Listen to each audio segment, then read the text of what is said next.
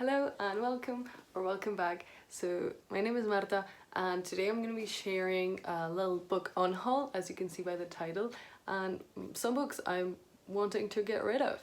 For the most part they are going to be books that I have already read and I either disliked or liked, but I don't think I'm going to reread, and I just want them to go back out there to find like new readers. I might have mentioned before I am moving this summer, but I am fortunate enough that anything that I can't take with me or I don't want or I don't need can't stay here at my parents'. So I don't really need to unhaul these books, but I just like to do it from time to time. And yeah, I'm gonna show you what I'm parting with and why. So this here is the first shelf. This one of the two that are above my desk. This is mainly middle grade and young adult that I loved in the past. So there's not much I want to get rid of here, but as you can see there are multiple copies of, oh my finger, the Hunger Games. I read them initially in Spanish, and then during the pandemic, during the first lockdown, I was rereading them in English. So I got, actually, can I do this with one hand? No, it's away. I got these two copies. I got Catching Fire and Mockingjay from a secondhand bookshop, but they are falling apart. The spine is really cracked. This one is dirty. Well, both of them are really. And so I bought these really funky Catching Fire edition. Okay, so I put the camera down because it's gonna be easier to show you, but I was saying I bought this really fun copy of Catching Fire. I love it. It's so ugly that I find it super beautiful. So now I have these and the first one, and I want to try and buy a copy of Mockingjay that doesn't match either of them, so they can all be different and fun. And so then because of that, I want to get rid of the secondhand copies that I bought during lockdown. They're in pretty bad condition, but I couldn't see them when I bought them because it was locked down. It couldn't go anywhere. It just got sent them. But I'm assuming it's fine to return them the same way they were when I bought them to like the same secondhand bookshop. So that's what I'm gonna do. This is the other shelf above my desk. This one just has like big books and sort of like mismatched things. These books here I had already decided that I wanted to get rid of, so I'm gonna pick those up, and I think maybe I can find a couple of other things that like I have read but I don't necessarily want to hold on to. I only have the third volume of Heartstopper. I would like to one day have all of them. The rest of them I have read on Tapas, so digitally. And then yeah, I also have a cookbook that I think I might get rid of, but I want to flip through it a little bit before that. That's little me. Hello. This is mostly read books. I feel like almost everything I have is read books, but I'm thinking this I haven't read yet, and I'm thinking I might get rid of this just because I haven't read it yet and I'm moving, and Jane Austen books are like super easy to find, like secondhand or new. There are so many editions, so yeah, I might pick this up. And in the just threw it in the bed. On the same vein, let me see. This is, yeah, exactly, my copy of Pride and Prejudice. I love that it is this like battered, but same thing, I haven't read it yet and it will be really easy to find a new copy, so that's also going. What next? Let me, a little bit of perspective. All of this is like basically all my favorite books, but this is No Exit, which is a thriller, and I feel like I don't really want to reread thrillers. And in the same like genre, I have this one, The Appeal, which is a mystery, but again, I've already read it, probably won't reread it.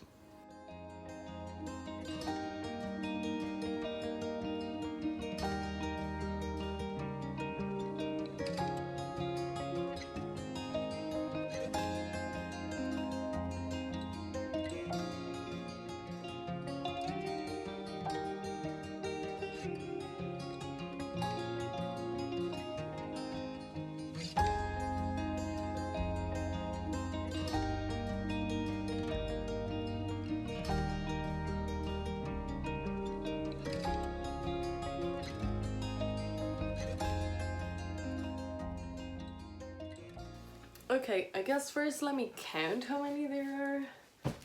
2. So all in all, I'm getting donating 16 books, which I think is pretty good, given that, like, I don't know that many, I think. So let me do the big ones first. This is Persepolis by Marjane Satrapi. This is the collected thing, so the whole of Persepolis is here. This is a Catalan edition, and I read this a couple years back. Since then, I have realized that I don't usually love graphic memoirs. I think I said this in my last video maybe, but they're just not the like format that I prefer them in. I like more of a like novelized memoir, especially on audio, and especially read by the author. And then I have I'm gonna try honor my years of French, but Louis parmi les spectres, which is a young adult graphic novel. It's actually really beautiful, and now that I open it, I don't want to get rid of it. I bought it to practice my French because although I've taken like classes for many years, I don't use it, so I forget it. But yeah, it is now full of like post-its of like words that I didn't know. But I don't think I'm gonna reread it. I would like to try and find books that I've already read and try to read them in French and see how that goes. So these can go back. Next, this is In Its Day, was one of my favorite things. Oh, can you see? This is Gail Forman's Just One Day and Just One Year duology. This is a romance story, young adult, I already said. I read a few of Gail Forman's books and I really loved them. This one, I know it was great for me when I read it, but I don't think I'm gonna reread it because part of it is that I don't think it's gonna hold up for me. Like, I don't think I'm gonna love it as much, so I don't really want to revisit it. And you know, maybe another teen can find them and fall in love with them. They have terrible covers. I feel like Gail Forman's been done a disservice because I don't like any of the covers for her books. This is Dear Reader, The Comfort and Joy of Books by Kathy Retzenbrink. This is a memoir, and I thought I was going to love it because I love memoirs and I love books about books. This is Kathy's memoir, and it talks about how her love of books and stories and books becoming a bigger and bigger part of her life, how that affected her and what effect it had on her life. And I liked it, but it has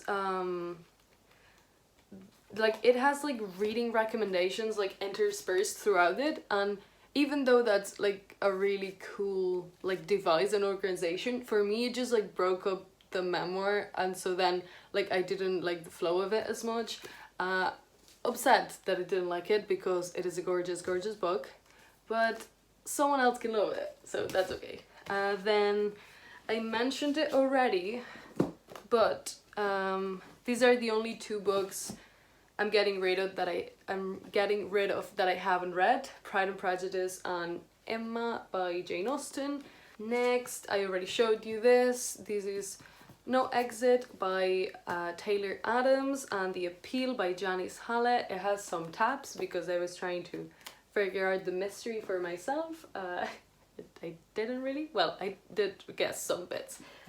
This was a really fun mystery, quite over the top in the end, really cool format because it's told through emails and messages, and it has no like narration, so you're trying to figure out what's happened at the same time as these like students or something. Also, I told you about my secondhand copies of Catching Fire and Mockingjay. Really excited for my mismatched set to be complete. What Love Looks Like by Jarlath Gregory. This one I picked up secondhand. It's a queer young adult story, and this was quite disappointing. I was excited because it's set in Dublin, but it has, so the main character is gay, and then there's some, in my opinion, like questionable trans representation. Of course I can't speak for trans people because I'm not, but the way that it was handled in this book, it just didn't seem right to me. What else? Oh, this one I found secondhand, and I was so excited when I found it because this is Down Among the Sticks and Bones by Seanan McGuire. This is the second book in the Wayward Children series. And first of all, these are really hard to find here in like Europe. And second of all, they are really expensive. Like this was $18 in the US and 25 in Canada. And I bought it for €4.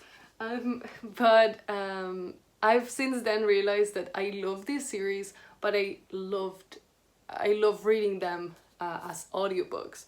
So I've listened to the first and third, and I think I'm just gonna keep going like that. If I want to reread this one that I physically read, I'm okay doing that on audio. So this one can go. This is Let Her Fly, A Father's Journey and the Fight for Equality by Ziauddin Yousafzai, which is, he is Malala's father. And this was really interesting to read. I read Malala's memoir years ago and I really liked it. And it was really interesting to get like a second perspective on some of the events that she talks about in her own memoir. And it was interesting to see, because like Malala's dad had such an impact on her journey as an activist. It was interesting to see where all of that comes from, but also to see the perspective of someone who became like as famous as Malala is nowadays, to get like a second perspective from someone so close to her, and also to get a perspective of what was going on like in her family as his daughter was going through what she went through. It was really, really good to read. I don't think I'm gonna revisit it though, so that's why I am getting rid of it, but it was really good. Then this one I had, this is a book, this is documentary storytelling. This is a book that I bought for one of my uni courses, and my aunt told me that she was interested in it, so I had already said that I would give it to her, but I haven't yet, so my aunt can have it. And finally, this is Dress Codes for Small Towns by Courtney Stevens. I picked this up because of Kayla from Books and Lala, because it's one of her favorite books of all time, and I really enjoyed this. It's a YA story, a queer YA story about this small town, and I really enjoyed the relationships in it and how they developed, and the different types of relationships that were shown, especially like within a friend group. But then like the plot itself, they are trying to, I think, save this festival in their small town, and small town shenanigans aren't usually my favorite thing in books. So yeah, someone else can enjoy this one. And I think I said that was 16 books. So it turns out I forgot to count these two. So it's 18. I'm getting rid of 18 books. This is a cookbook. This is But I Could Never Go Vegan by Christy Turner. I have had this for years and I have never cooked a meal from it, which I feel like often happens with cookbooks. But I think I'm just gonna flip through it, and if there's any that sound appealing or that I think I might want to do at some point, I'm just gonna screenshot the recipes and get rid of the whole book. And then the other one is Good Night Stories for Rebel Girls, 100 Tales of Extraordinary Women by, why it's not on the cover, oh here we are, Elena Fabilli and Francesca Cavallo. That took me a while. This book I read a while back. I think it's for a little kid to enjoy, because I've already read it, and I think for some reason my sister also has a copy of this, so if at any point I wanted to read some of the stories again, I could borrow her copy. This is the stuff that I'm either gonna give to my friends and my family, or I'm gonna bring back to a secondhand bookshop. So yeah, thank you so much for being here with me today. Let me know, I don't know, if you've read any of this and if you enjoy them, or what's the last book that you got rid of, or the last book you got. These are too many questions. Anyway, thank you so much, and I hope to see you here again. Of course, feel free to leave me a like or a comment with any of those things or whatever you want, and subscribe if you wanna, you know, stay around and see more of my face and my books. Bye!